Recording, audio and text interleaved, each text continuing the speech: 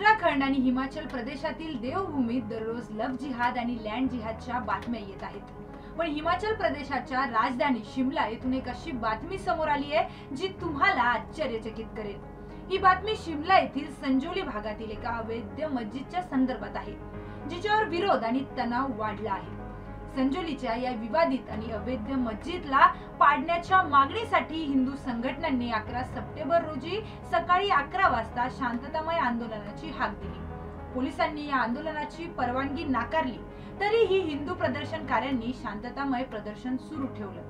हजारो प्रदर्शनकारी ढली टनेल पर्यंत पोहोचले आणि शिमला पोलिसांनी ढली टनल मध्ये लावलेले अडथळे हटवून प्रदर्शनकाऱ्यांना आत प्रवेश दिला। त्यानंतर प्रदर्शनकारी संजोलीतील मस्जिदकडे पुढे गेले आणि पोलिसांनी त्यांना थांबवण्याचा प्रयत्न केला। यावेळी पोलिसांनी प्रदर्शनकाऱ्यांवर लाठीचार्ज देखील केला आणि वॉटर कॅनलचा वापर देखील करण्यात आला, ज्यात अनेक शांततामय प्रदर्शनकारी जखमी झाले। तर हिमाचल प्रदेश सारख्या शांत राज्यात अशा विरोध प्रदर्शनाची स्थिती का निर्माण झाली?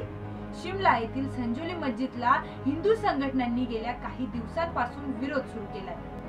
हा विरोध अचानक का सुरू झाला?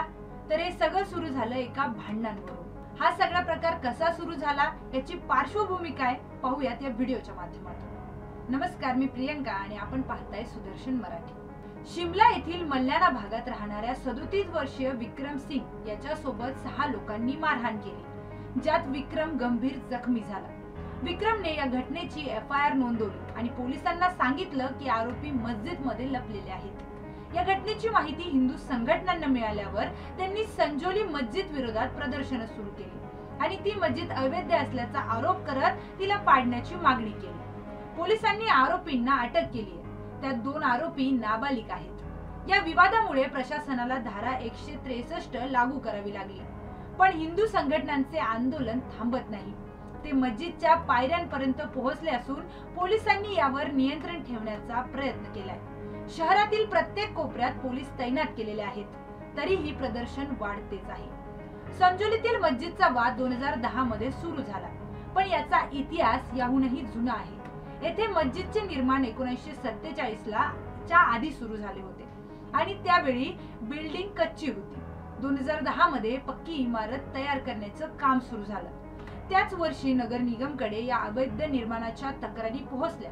2010 पासून या मस्जिदच्या निर्माणावर कमिशनर कोर्टात केस चालू आहे, तरीही 2024 पर्यंत या ठिकाणी 5 मजली इमारत पूर्ण निर्माण झाली आहे। नगर निगमने आतापर्यंत 35 वेळा अवैध निर्माण थांबवण्याचा आदेश दिलाय, पण तरीही वादग्रस्त निर्माण सुरूच राहिले। या दीर्घ वाद आणि कायदेशीर लढाईने अलीकडील काळात वाढत्या राजकीय आणि सामाजिक तणावाला जन्म दिला आहे, ज्यामुळे हिंदू संघटनांकडून प्रदर्शन आणि विरोधाच्या घटना घडल्या आहेत। हिमाचल प्रदेशातील सुक्कू सरकार आर्थिक संकटात असून त्या सरकारला आता या मस्जिद विवादाच्या समस्येशी लढावे लागणार आहे। आगामी विधानसभा निवडणुका आणि राज्यातील सध्याच्या परिस्थितीच्या पार्श्वभूमीवर या घटनेचा प्रभाव पडण्याची शक्यता आहे। हिमाचल प्रदेशातील काँग्रेस सरकारच्या पुढील कारवाईचे सर्वांचे लक्ष असेल आणि ते किती पुढे जाऊन हिंदू न्यायासाठी लढणार हे पाहणे यावेळी महत्त्वाचं ठरणार आहे। आपल्याला घडलेल्या सगळ्या प्रकाराबद्दल काय वाटतं कमेंट करून नक्की सांगा। अशाच अधिक माहितीपूर्ण व्हिडिओसाठी पाहत रहा सुदर्शन मराठी।